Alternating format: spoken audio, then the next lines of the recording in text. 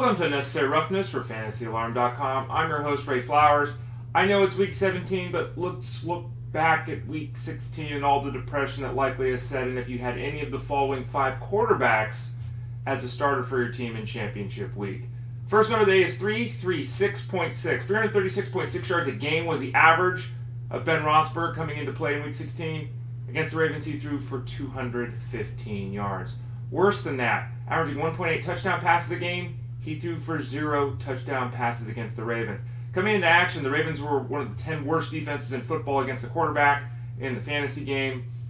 They laid a good whooping on Big Ben. 215 yards, no touchdowns. One of the worst efforts we've seen for Big Ben in a couple of years. Didn't get it done. Massive disappointment given the matchup consideration.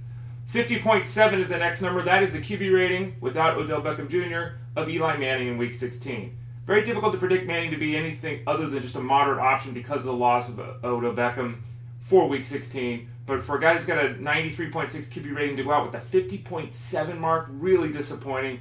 2 previous games, 8 touchdown passes, 1 pick. Week 16, 1 touchdown pass, 3 picks. The bad Eli Manning showed up at the worst time for fantasy owners.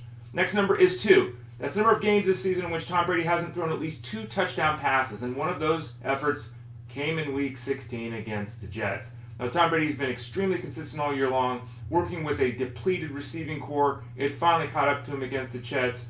Only 1 touchdown pass.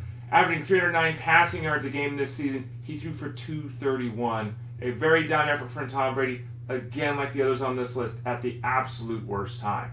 Next number is 142, as in the passing yards of Cam Newton in week 16. Newton has been great. He's been stupendous. He might be the league MVP.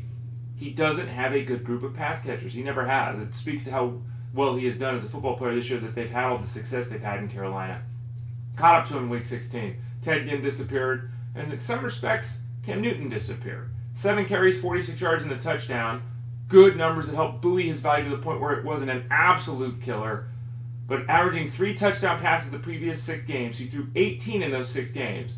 Cam Newton went out and threw for 142 yards and no touchdown passes in week 16. And then finally, 151, the yardage mark of Aaron Rodgers. Now, Aaron Rodgers has 30 touchdowns and 7 interceptions on this season. A very good series of numbers that any quarterback in football, basically minus about 2 guys, would take to the bank. And he's a massive disappointment, right? Yeah, he kind of is.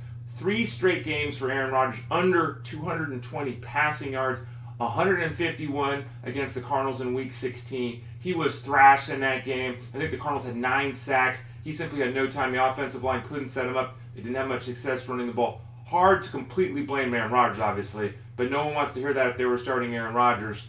3 straight games under 220 yards, including a 151 effort in championship week.